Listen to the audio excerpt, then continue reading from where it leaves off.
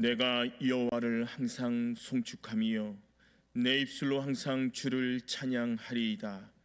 내 영혼이 여호와를 자랑하리니 공고한 자들이 이를 듣고 기뻐하리로다. 나와 함께 여호와를 광대하시다 하며 함께 그의 이름을 높이세. 아멘.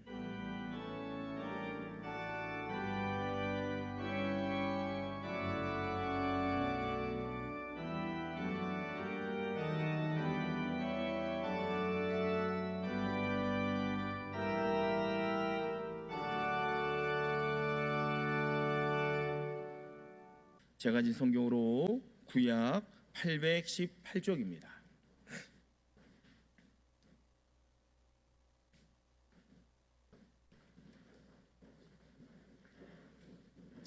시편 23편 1절로부터 6절까지 하나님의 말씀을 봉독해 올립니다.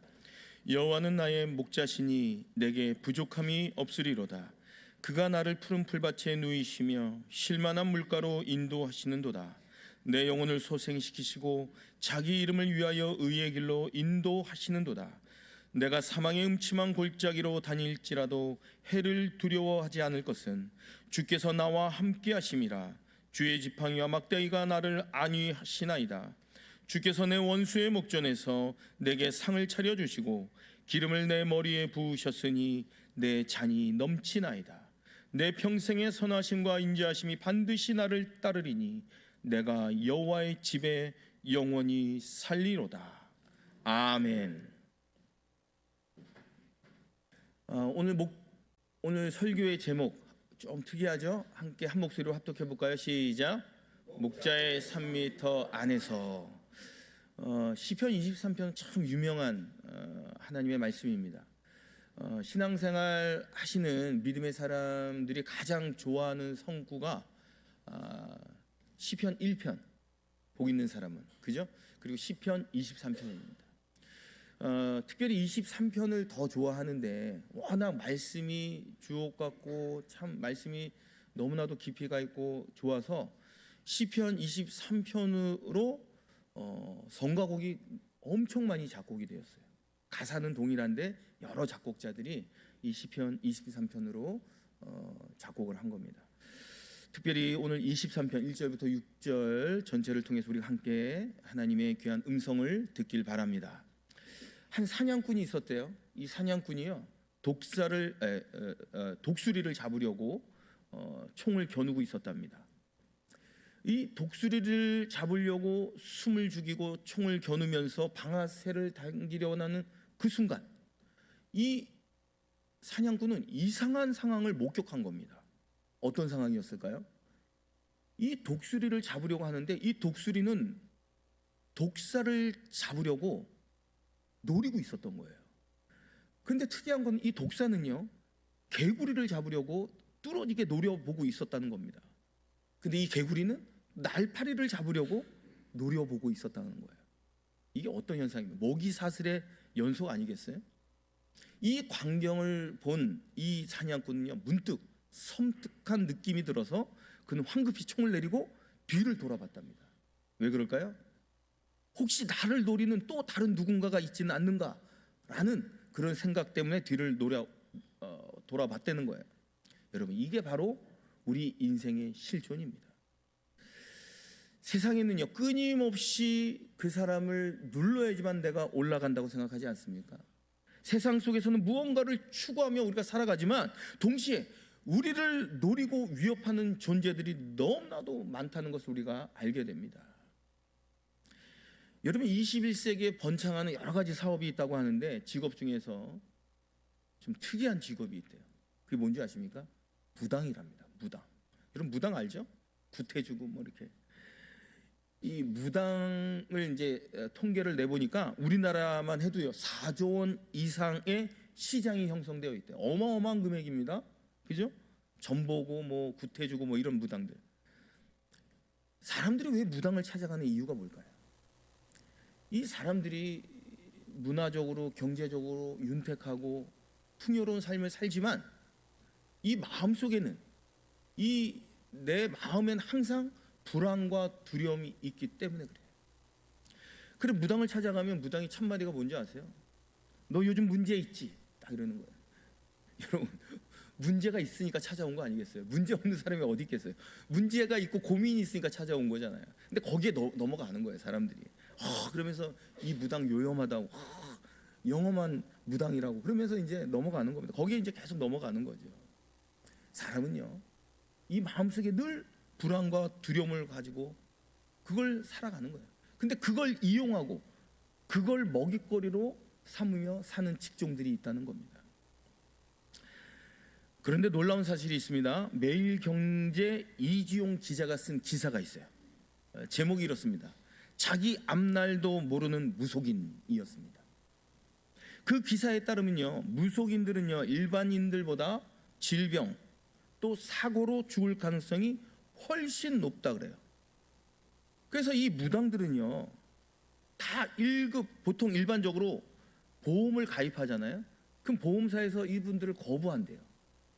왜 그러냐면 일반 우리 같은 사람들은 다 1급으로 분류가 되어 있는데 이 무당들은요 2급이랍니다. 그래서 재해가 너무나도 많고 죽을 확률이 높아서 보험사에서 거부하는 일이 많답니다. 그래서 제가 궁금한 거 아니겠어요? 그 목사는 몇 급일까? 그래서 제가 이 목사의 직업에 대해서 좀 알아보니까 다행히도 목사는 1급이라는 거예요. 술, 담배를 안 하고 또 항상 기쁘게 살려고 노력하니까 1급인 것 같습니다. 보십시오. 이 기자가 이런 거예요. 자기의 안전 문제와 또 자기의 사고 문제도 해결하지 못한 사람. 그 사람에게 많은 사람들이 돈을 싸들고 찾아간다는 겁니다. 여러분, 어떻게 생각하세요? 이게 바로 이 시대의 영적 현실입니다. 세상 어디를 봐도 세상 가운데서는 진정한 푸른 초장과 쉴만한 물가가 없다는 거예요. 오늘 시편 23편 말씀을 보면 다윗이 푸른 초장과 쉴만한 물가로 인도하시는 그 목자에 대해서 노래하고 있어요. 그런데 사람들은 인생 실존은 얼마나 달라요. 우리가 살아가는 인생 다 경험해 보셨잖아요. 평탄한 인생, 나는 지금까지 순탄한 인생만 살아왔다, 그렇게 자신하는 사람 있어요? 아니잖아요. 우리 인생 돌이켜보면 역경도 있었고 또 사망의 음침한 골짜기에 빠진 적도 있었잖아요. 얼마나 많은 해로움이 있었어요. 여러분, 이게 사람의 실존입니다. 우리 인생사라는 거예요. 탈무드에 나오는 이야기가 있어요. 한 사람이 호랑이에 쫓겼답니다.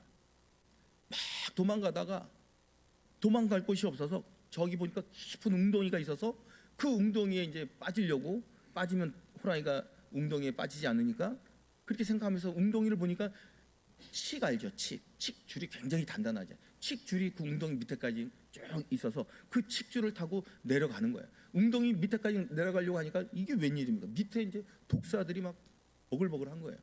그 바닥까지 못 내려가요. 그래서 이 사람이 어떻게 생각했느냐? 중간에 이제 매달려 있는 거예요. 그러면 호랑이가 지쳐서 도망가겠지라고 생각을 한 겁니다. 이게 유일한 희망이었어요. 그런데 그때 바로 벌 한 마리가 나와서 그 옆에 벌통이 있었는데 벌통에 앉은 거예요. 이 벌이 배고프니까 이 벌은 정신없이 이 벌꿀을 먹기 시작합니다. 얼마나 맛있었겠어요. 그런데 이 사람이 갑자기 섬뜩한 느낌이 들어서 위를 쳐다봤답니다. 그런데 이게 웬일입니까? 조그마한 이 생쥐들이 나타나가지고요, 자기가 그토록 의지하고 자기가 매달렸던 그 칡줄을 조금씩 갉아먹고 있는 거예요. 사랑하는 성도 여러분, 많은 사람들은 자기 앞에 놓여있는 벌꿀똥을 먹고 삽니다. 정신없이 다 쏟고 살아가요. 그러나 여러분이 정말 그게 푸른 초장이고 쉴만한 물가일까요? 아니잖아요. 생지라는 그 세월이 우리가 의지하고 우리가 그렇게 붙들고 있는 그 줄을 갉아먹는 거예요.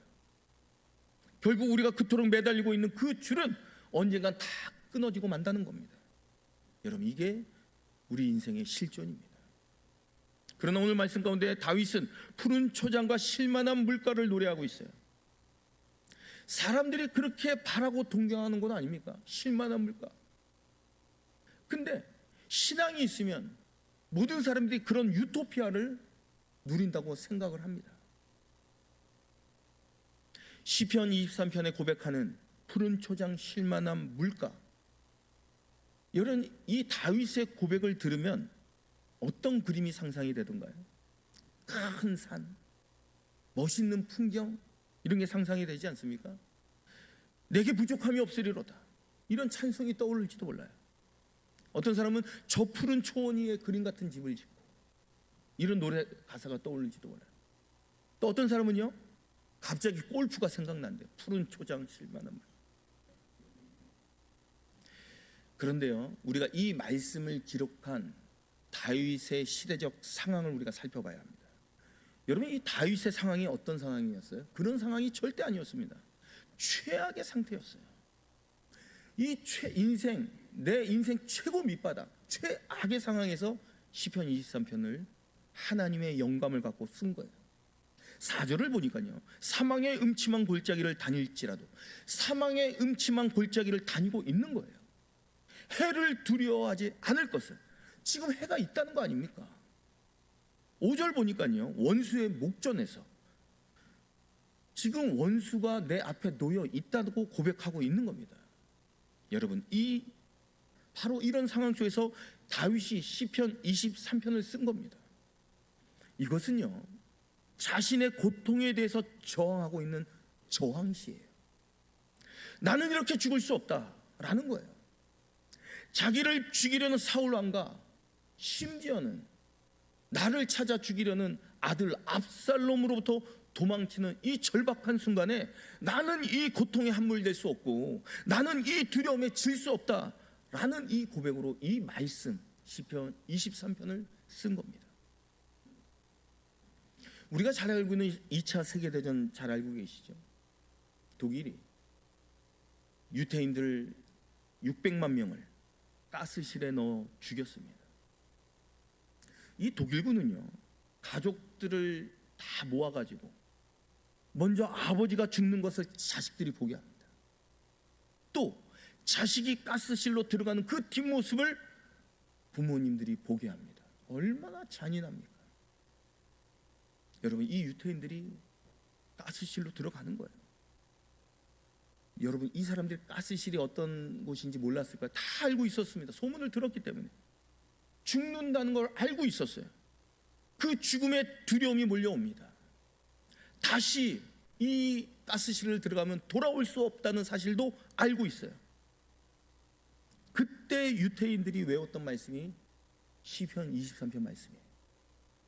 여호와는 나의 목자시니 내게 부족함이 없으리로다. 그가 나를 푸른 초장에 누이시며 쉴만한 물가로 인도하시는도다. 이 고백이 그 두려움을 이긴 줄로 믿습니다. 여러분, 이게 저항 아니에요? 마지막 순간에도 이 고통 속에서도 절대로 내 신앙이 함몰될 수 없다. 신앙의 저항입니다. 하나님의 백성들은 이런 방식으로 고통 가운데서도 푸른 초장과 쉴만한 물가를 누렸다는 사실입니다. 현실은 그런 상황이 아니에요. 현실은 전혀 바뀐 게 없어요. 그럼에도 불구하고 그런 상황 속에서도 푸른 초장을 누렸다는 사실입니다. 만약에 예를 들어서 골프를 치면서 시편 23편을 암송했다면 은혜가 됐을까요? 전혀 안 되죠. 다윗이 이 시를 썼을 때 그 상황은 전혀 그런 상황과 맞지 않는 거예요. 아니면 내가 실컷 먹을 것을 배불리 먹고 시편 23편을 외워보세요. 은혜가 될까요? 안 됩니다. 보십시오. 심각한 두려움 속에 있는 사람, 직장 문제로 고민하는 사람, 경제적 어려움이 있는 사람, 원수의 압박이 앞에 놓여 있는 사람, 질병 가운데 죽음의 두려움을 느끼는 사람들이 바로 이 시편 23편을 붙들고 고백해야지만 다윗과 동일한 은혜를 경험할 줄로 믿습니다. 우리가 잘 알고 있는 송명희 시인 아시죠? 태어날 때부터 뇌성마비 장애를 가진 분입니다. 안타깝게도 의사가 출산할 때 집게로 끄집어낼 때 잘못돼가지고 소뇌를 이제 잘못 건드려가지고 이제 뇌성마비가 되었다 그래요. 집이 워낙 가난해서 태어났을 때 먹을 분유조차 없었다 그러고요. 아버지는 결핵 환자였답니다. 성장해 가면서 자살을 기도하기도 했고 실패하고 결국 나중에 하나님을 인격적으로 만났고 주님을 만나게 됩니다. 그래서 새로운 인생으로 완전히 거듭났잖아요. 이 송명희 시인이 쓴 가장 유명한 대표적인 시가 뭐예요? 나라는 시예요. 그 시를 읽고 깊은 감동에 빠져서 최덕신 씨가 나라는 찬양곡을 작곡을 했습니다. 그 가사가 이렇습니다. 나 가진 재물 없으나, 나 남이 가진 지식 없으나, 나 남에게 있는 건강 없으나, 나 남이 못 본 것을 보았고, 나 남이 듣지 못한 것을 들었고, 나 남이 받지 못한 사랑받았고, 나 남이 모르는 것 깨달았네. 공평하신 하나님이 나 남이 없는 것 갖게 하셨네. 이 송명희 씨의 병이 치유된 게 아닙니다. 목에는 여전히 디스크까지 와서 죽음의 목전 앞에 놓여 있는 현실이에요. 그러면서 또 고백을 하죠. 하나님이 나에게 못 본 것을 보게 하셨고, 듣지 못한 음성을 듣게 하셨고, 많은 사람들이 받지 못한 사랑을 내가 받게 되었다라는 위대한 고백을 합니다. 사랑하는 성도 여러분, 여기가 푸른 초장이고 여기가 쉴만한 물가가 아니겠어요? 여러분, 이거는요 상황과 삶과 전혀 관련이 없습니다. 중요한 건 뭐예요? 여러분이 내가 어떤 고백을 하느냐가, 내가 하나님을 어떤 하나님으로 믿느냐가 푸른 초장과 쉴만한 물가를 결정짓는 줄로 믿습니다. 다윗이 노래하는 푸른 초장과 쉴만한 물가는 어디입니까? 내가 배가 부르면서 웃으면서 살 수 있는 그곳이 쉴만한 물가고 푸른 초장일까요? 아니면 자녀의 문제가 다 해결되고 내가 원하는 물질을 다 채워지는 그곳이 다윗이 고백하는 푸른 초장과 쉴만한 물가일까요? 아닙니다. 목자가 있는 그곳이 푸른 초장이고 쉴만한 물가입니다. 다윗은 1절에 이렇게 고백하죠. 여호와는 나의 목자시니. 여러분, 그러면 여호와를 목자라고 고백했다면 나는 뭐라는 거예요? 양이라는 거예요. 왜 양이라고 표현했을까요? 왜 양이라고 고백했을까요? 양의 사고방식과 사람의 실존이 너무나도 유사하기 때문에 그래요. 양은요 시력이 너무 안 좋대요. 그냥 뿌연 물체만 보인답니다. 시력이 워낙 안 좋아서. 그래서 양은 3m 이상을 못 본대요. 그래서 그런 거 보셨는지 모르겠어요. 양들이 절벽에서 떨어지는 거예요. 몰라서 떨어지는 거거든요. 양들이 모여 있을 때 양들은 혼자 생활하지 않아요. 혼자 있으면 움직이질 못한대요. 왜? 어디를 가야 할지 모르니까, 두려워서. 그래서 양은 항상 집단 생활을 하는 거예요. 모여 있는 거예요. 앞에서 가면 따라가고 멈추면 멈추고 이러는 거예요. 시력이 어두우니까. 근데 이게 모여 있을 때 참새가사기 바다닥 날아가면 놀래가지고 앞에서 막 뛰기 시작하면 통달아서 뛰는 거예요. 가다 절벽이 나와도 3m 앞을 보지 못하니까 그 절벽에서 그냥 떨어져 죽는 겁니다. 보십시오. 3m 밖을 보지 못하는 양이 살 수 있는 방법이 있대요. 그게 무엇일까요? 목자의 3m 반경을 벗어나지 않으면 됩니다. 목자의 주변에서 3m 반경을 벗어나지 않으면 목자가 그 양을 지켜줄 줄로 믿습니다. 사랑하는 성도 여러분, 우리가 멀리 바라볼 필요가 없어요. 이 목자의 등에 올라타면요, 목자가 보는 것을 이 양이 다 바라볼 수 있어요. 그렇기 때문에 우리는 목자의 3m 반경 안에 있으면 목자가 나를 인도하여 주실 것이다. 그 믿음의 확신을 가지고 살아가시기 바랍니다. SK 김신배 사장님이 계셨대. 지금 은퇴하신 분인데 이분이 유명한 말을 남기셨어요. 들어보세요. 모든 사람이 꼭 거인이 될 필요는 없다. 거인의 등에 올라탄 난쟁이가 더 멀리 바라본다. 여러분, 어떤 마음이 드십니까? 이 땅을 살아가는 많은 사람들이 다 거인이 되고 싶어요. 다 높은 위치에 올라가고 싶어하고 그 거인이 되고 싶어서 내 인생을 바치는 거예요. 근데 돌이켜보면 어때요? 다 거인이 되든가요? 그렇지 않잖아요. 결국 거인이 못 되고 죽는 사람들이 다 대부분입니다. 그럼 어떻게 하면 좋아요? 거인 등 위에 타면 되는 거예요. 다시 말해서 하나님 등 위에 올라타십시오. 하나님이 바라보는 세상을 우리가 바라보면 된다는 거예요. 또 목자의 3m 반경을 벗어나지 않는다는 의미를 가지고 이 땅을 살아가는 거예요. 여러분, 목자의 3m 반경을 벗어나지 않는다라는 의미가 또 뭐예요? 주님께 절대 의존하라는 뜻입니다. 그러면 그래야지만 양이 살 수 있고 인간이 함께 살아가는 거예요. 우리 청소년부 수련회가 은혜 가운데 잘 맞춰졌는데, 저도 옛날에 수련회는 꼭 참여했습니다. 그때 이제 그 시대에 받을 수 있는 은혜를 경험하고 체험하는 거 아니겠어요? 그때 이런 게임이 있었어요. 사람 눈을 가리고 이제 바닥에 못을 100개 정도 뿌려 놓습니다. 그러면 인도자의 말에 따라서 걸어가는 거예요. 여러분, 눈을 가리면요 굉장히 두렵습니다. 앞이 안 보이니까. 왜? 못에 찔릴 수 있다는 그 두려움이 있는 거예요. 여러분, 못에 찔리지 않는 방법, 유일한 방법이 뭘까요? 그 인도자가 하는 말에 절대 순종하는 거예요. 두려움이 올라오죠. 팔 밑에 못이 있을 것만 같아요. 그런데 인도자가 말합니다. 좌로 2발, 우로 3발, 앞으로 2발, 이런 식으로 가르쳐 주는 거예요. 나는 이 길로 가면 될 것 같은데, 난 느낌이, 내 감각과 느낌은 이쪽인데 그 길을 따라가면 안 돼요. 왜? 인도자의 말에 따라가야지만 안전한 거예요. 이것이 하나님을 믿는 방식입니다. 우리는 눈이 다 가려져 있잖아요. 여러분, 내일 일을 알 수 있어요? 아니, 1시간 후의 일을 여러분, 나는 어떻게 벌어질 거다 장담하는 사람이 있어요? 아무도 없어요. 지금 당장 내 앞에 어떤 인생이 펼쳐질지 자신할 수 없어요. 그러므로 결론은 우리는 다 눈이 가려져 있는 존재라는 거예요. 자, 그럼 중요한 건 뭐예요? 나는 누구의 인도를 받고 있느냐는 거예요. 나는 누구의 음성을 듣고 있느냐? 우리 목자 되신 하나님께서 우리를 인도하여 주셔야 된다는 거예요. 또 신뢰 훈련이 있어요. 높은 책상에 올라갑니다. 높은 책상에 올라가서 뒤로 넘어지면 우리 조원들이, 팀원들이, 동료들이 받아주는 훈련이에요. 수련회 때 저도 해봤어요.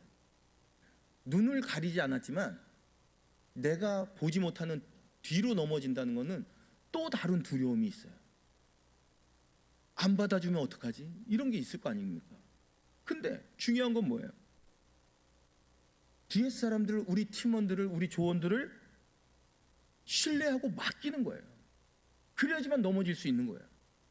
그럼 사람들이 받아줍니다. 여러분, 이게 신뢰이고 전적으로 맡기는 거예요.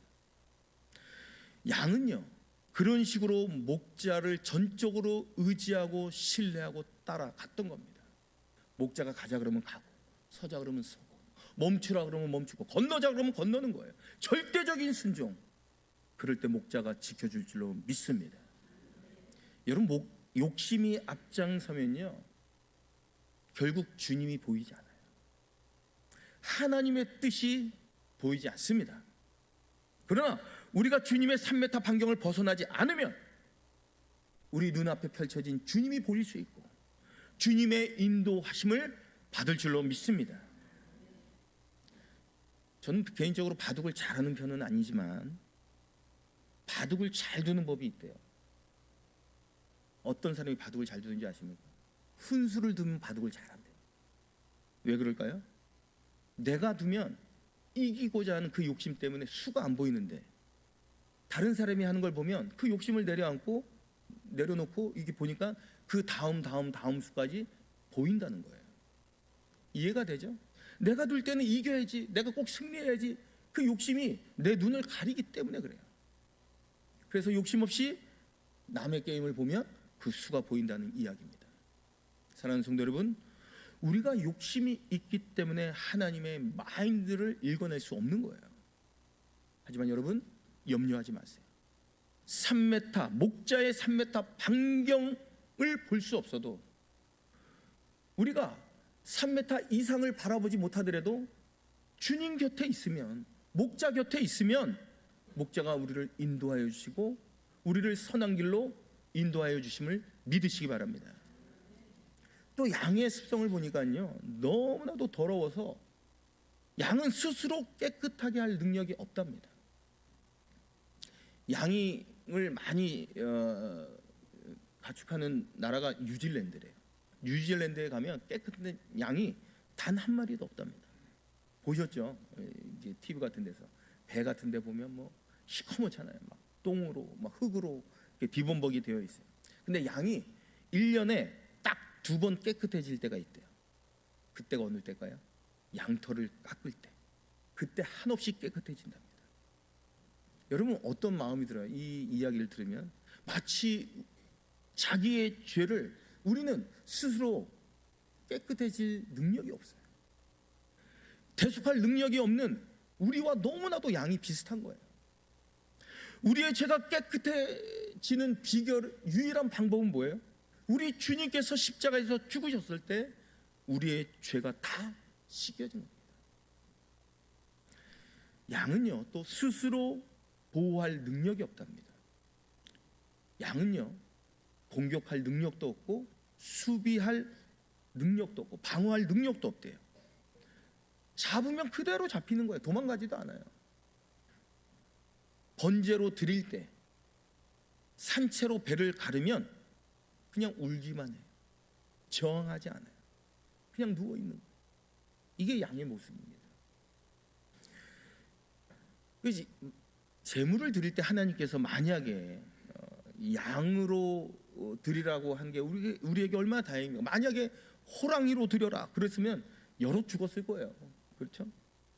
양은요, 스스로 보호할 능력이 전혀 없답니다. 양은 또 길 가다가 넘어지면 스스로 일어날 수 없대요. 내 발로 하늘을 향해서 아둥바둥하면서 다시금 원위치로 돌아올 수 없어서 누워 있으니까 또 혈압이 올라가서 결국 지쳐서 죽는 게 양이랍니다. 자, 그러면 목자가 하는 일이 무엇일까요? 넘어져 있는 양들을 찾으러 다니는 거예요. 왜? 가만 놔두면 죽기 때문에. 그래서 양을 찾으러 다니는 거예요. 여러분, 감기의 원인이 몇 가지인 줄 아십니까? 만여 가지가 된대요. 얼마나 많습니까? 감기의 종류가. 근데 사람들이 암에 걸리면 암으로 죽는 게 아니래요. 암에 걸리면 저항력이 떨어지기 때문에 감기에 걸려서 결국 폐혈증으로 숨을 못 쉬고 죽는 게 우리 인생이랍니다. 보세요, 얼마나 연약한 존재입니까? 우리 가보셨잖아요. 중환자실, 장례식장에 가면요, 사람처럼 연약한 존재가 없어요. 사랑하는 성도 여러분, 우리가 사망의 음침한 골짜기를 걷는다고 해서 다 죽는 게 아닙니다. 목자가 없기 때문에 죽는 거예요. 해를 두려워하지 않는 이유가 무엇일까요? 3m 반경을 벗어났기 때문에 해를 두려워하는 거예요. 해를 두려워하는 이유는 3m 반경을 벗어나니까 내 뜻대로, 내 생각대로, 내 판단대로, 내 경험대로 살아가려고 하니까 두려운 거예요. 우리가 신앙의 간증을 많이 들어봤잖아요. 신앙 간증에서 내 인생 믿음으로 승리했다 고백하는 사람들의 신앙 간증 들으면 어때요, 여러분? 내가 잘 나갔을 때, 형통했을 때, 승승장구할 때, 그때 하나님 만났던가요? 그런 사람 단 한 사람도 없어요. 신앙 간증을 들어보면 사업이 무너질 때, 질병에 걸렸을 때, 자식이 쏙쏙일 때, 그때 하나님을 만났다는 거예요. 그때 하나님의 음성을 들었다는 거예요. 여러분들 자녀들 중에 속썩이는 자녀가 있으면 칭찬해 주세요. 왜? 그 아이 때문에 우리의 믿음이 좋아졌잖아요. 기도가 필요한 아이 때문에 기도하면 그게 복 아닙니까? 사랑하는 성도 여러분, 사망의 음침한 골짜기에서 하나님을 만났고 사업이 힘들고 어려울 때 하나님의 임재를 경험하는 겁니다. 결국 그래서 초장과 실만한 물가를 우리가 만나게 될 줄로 믿습니다. 혹시 사랑하는 성도 여러분, 사망의 음침한 골짜기 가운데 계신 분이 계십니까? 우리 주님의 3m 반경을 벗어나지 마십시오. 해로운 가운데 있는 분들이 계십니까? 우리 주님의 등 위에 올라타십시오. 예배 가운데, 새벽 기도회 가운데 주님께 나오시기 바랍니다. 높은 산이 거친 들이 초막이나 궁궐이나 내 주에 숨으신 곳이 그 어디나 하늘나라. 우리가 늘 목소리 높여서 찬양을 하잖아요. 세상이 아무리 힘들고 어려워도 목자 되신 예수님께서 내 삶의 3m 안에 계신다면 바로 그곳이 푸른 초장이요 쉴만한 물가인 줄로 믿습니다. 또 오늘 말씀 가운데 보면 지팡이와 막대가 나를 안위한다라고 고백합니다. 목자는요 두 가지 막대기를 가지고 살아가요. 하나는 지팡이고 하나는 막대기입니다. 이 지팡이의 용도는 인도하고 보호하는 것이고, 이 막대기는요 양이 잘못했을 때 징계하는 겁니다. 우리가 사망의 음침한 골짜기를 왜 걷게 되었을까요? 혹시 내가 잘못해서 그런 상황에 처한 것은 아닐까요? 오늘 성경이 그것을 말씀해 주고 있는 거예요. 그래서 우리는 잘못된 길을 걸어갈 때는 막대기로 맞아야 합니다. 그래서 그 길을 우리는 하나님이 원하는 길, 하나님이 뜻한 길로 터닝 포인트, 수정해야 돼요. 우리가 자식을 사랑할 때 자식이 잘못한다면 우리는 어떻게 해요? 매를 들잖아요. 사람들은요 맞으면 돌이키게 되어 있어요. 왜?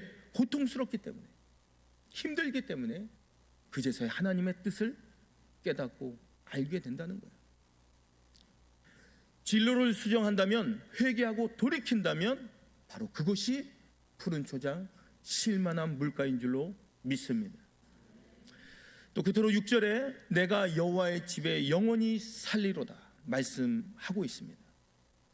여러분, 잠시 쉬는 곳은요 푸른 초장이 될 수 없어요. 영원히 쉴 수 있는 곳, 영원히 안식할 수 있는 바로 그곳이 여호와의 집입니다. 자, 여호와의 집이 어딜까요? 하나님의 교회예요. 교회는 천국의 모형입니다. 예배드리는 것은 천국과는 연습이에요. 기도하는 것은요 하나님과의 대화하는 훈련입니다. 찬송하는 것은요 천국에서 하나님을 찬양하는 연습입니다. 다윗은 사망의 음침한 골짜기 가운데서도 여호와의 집을 소망한다고 고백했어요.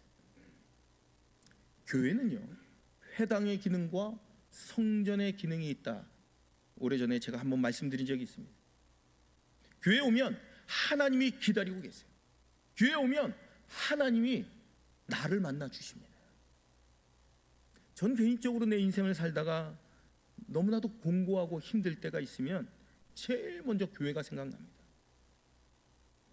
교회가 세상에 밀린 사람들의 마지막 피난처가 되기를 소망합니다.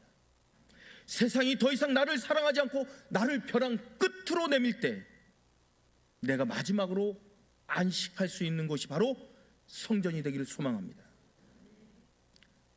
그런 교회가 너무나도 따뜻하고 어머니의 품처럼 익숙해지면 우리의 마음이 결국 죽어서 가는 천국을 소망하게 된다는 거예요. 그곳이 여호와의 집입니다. 그런 것을 누리는 사람에게는 그의 삶 인생 가운데 늘 푸른 초장과 쉴만한 물가가 주어질 줄로 믿습니다. 한 아이가 있었대요. 해변에서 모래성을 쌓고, 너무나도 멋진 모래성을 쌓고 재밌게 논 거예요. 하루 종일 열심히 그 모래성을 너무나도 휘황찬란하게 아름답게 쌓습니다. 이제 저녁이 되고 해가 뉘역뉘역 저물어 가요. 그때 이제 어머니가 부르는 거예요. 얘야, 이제 해가 지고 밤이 되니 집에 와서 밥 먹어라. 그럼 이 아이가 한번 생각을 해보세요. 내가 지금까지 몇 시간 동안 쌓아놓은 이 모래성을 끌어안고 너무나도 아쉬워서 울고 있는 사람 본 적 있어요? 없습니다. 아무런 미련 없이, 아무런 아쉬움 없이 어머니 품으로 달려가는 거예요. 그 어머니의 품이 여호와의 집인 줄로 믿습니다. 우리는 지금까지 너무나도 열심히 모래성을 쌓았어요. 너무나도 화려하게, 너무나도 크게 남들 부럽지 않게 모래성을 어마어마하게 쌓았어요. 그런데 어느 날 주님께서 부르실 겁니다. 얘야, 해가 저물고 밤이 되었으니 이제 돌아오라. 그런 날이 반드시 옵니다. 그런 안식과 마지막 목적지를 우리가 바라볼 때 우리는 푸른 초장, 쉴만한 물가를 누릴 줄로 믿습니다. 2007년 6월 세계적으로 유명한 사람 아시죠? 워렌 버핏.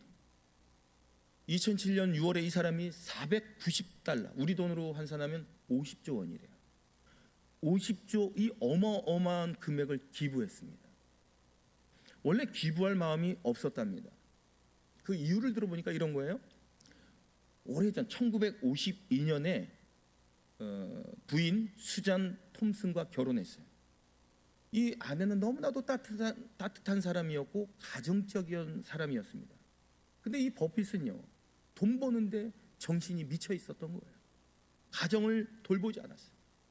결국 25년 만에 별거하게 되었고, 오랜 세월이 지난 이후에 아내가 죽었다는 소식을 듣게 됩니다. 그때 워렌 버핏이 결정을 합니다. 자기 재산의 대부분을 기부하겠노라. 아내의 죽음을 통해서 자기가 일평생 쌓아놓은 그 어마어마하고 화려한 모래성이 단번에 무너지는 것을 느끼게 된 거예요. 사랑하는 성도 여러분, 이제 말씀을 마무리합니다. 세상 어디를 봐도 세상 가운데서는 푸른 초장 쉴만한 물가가 없다니까요. 더 이상 찾지 마십시오. 여러분, 시력이 어둡습니까? 시력이 안 보입니까? 목자의 3m 반경을 벗어나지 마십시오. 상황이 어렵습니까? 주님의 등 위에 올라타십시오. 우리 주님은 거인이십니다. 거인의 등에 올라타면 세상이 보지 못하는 것을 보일 수 있고 세상이 듣지 못하는 음성을 들을 수 있다는 거예요. 지방만 아니라 막대기로 징계할지라도 그 원리를 깨달으십시오. 그리고 우리의 인생을 수정하는 거예요. 하나님이 원하는, 하나님이 뜻하는 방향으로 묵묵히 한 걸음 한 걸음 믿음의 정진을 이뤄 나가는 거예요. 바로 그것이 푸른 초장 쉴만한 물가가 될 줄로 믿습니다. 여호와의 영원한 집, 하나님의 교회, 그리고 마침내 우리가 가야 할 천국을 소망하며 사십시오. 세상 어떤 어려움이 다가올지라도 푸른 초장과 쉴만한 물가를 누리는 하나님의 귀한 백성들로 이 땅을 살아가시기 바랍니다. 오늘 주신 말씀 부여잡고 우리 함께 기도합니다. 사망의 음침한 골짜기 가운데서도 목자 되신 주님을 아낌없이 신뢰하며 주님의 3m 반경 안에서 푸른 초장과 쉴만한 물가를 누리는 믿음의 삶을 살아갈 수 있도록 주신 말씀 부여잡고 통성으로 기도합니다. 은혜로우신 아버지 하나님, 연약하고 보잘것없는 양같은 저희들을 목자 되신 주님께서 지금까지 인도해 주셨습니다. 세상 어디에도 비교하고 견줄 수 없는 참된 안식을 주님 안에서 이루며 누리며 살아가게 하시고 영원한 여호와의 집을 소망하며 살아가는 우리 모두가 되게 하여 주옵소서. 거룩하신 예수 그리스도의 이름 받들어 간절히 기도드리옵나이다. 아멘.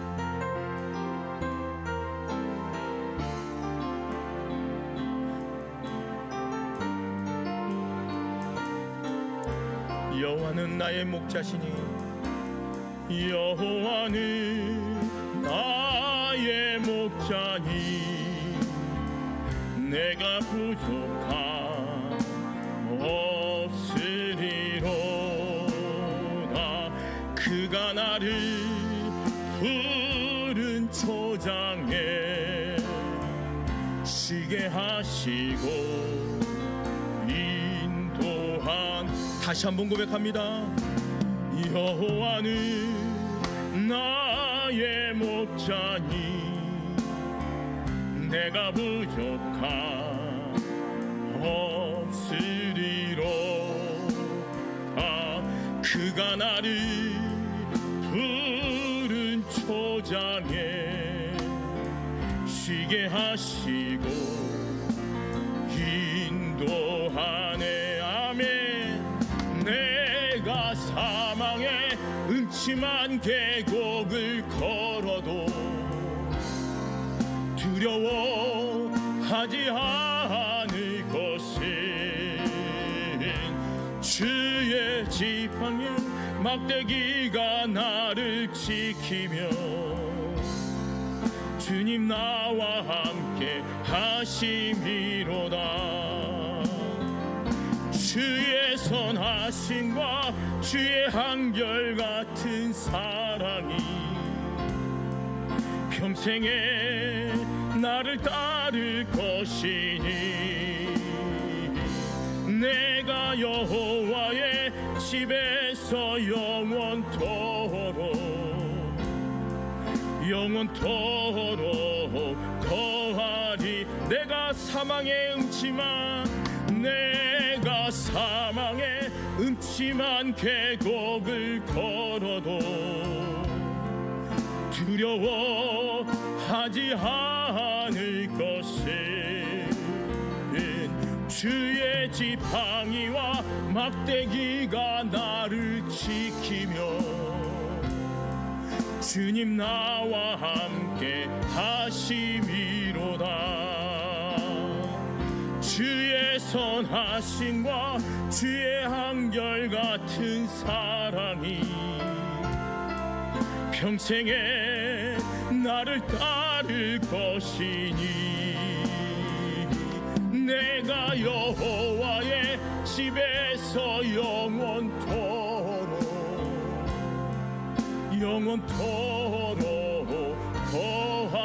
거하리로다. 아멘. 목자 되신 주님의 3m 반경을 벗어나지 말고 주님의 등에 올라타 세상이 보지 못하는 것을 보며 주님의 신실한 양들로 살아가십시오. 지금은 우리 주 예수 그리스도의 은혜와 아버지 하나님의 극진하신 사랑과 성령의 감화감동 충만 교통하심이 그 어떠한 상황 가운데서도 목자 되신 주님의 3m 반경 안에 거하여 푸른 초장 쉴만한 물가의 참된 안식을 이루며 누리며 이 땅을 살아가고자 다짐하고 결심하는 모든 하나님의 백성들 머리 위에와 저들의 가정과 직장과 사업장과 삶의 터전 위에와 이 나라 이 민족 위에 이제로부터 영원토록 함께 계시기를 간절히 축원하옵나이다. 아멘.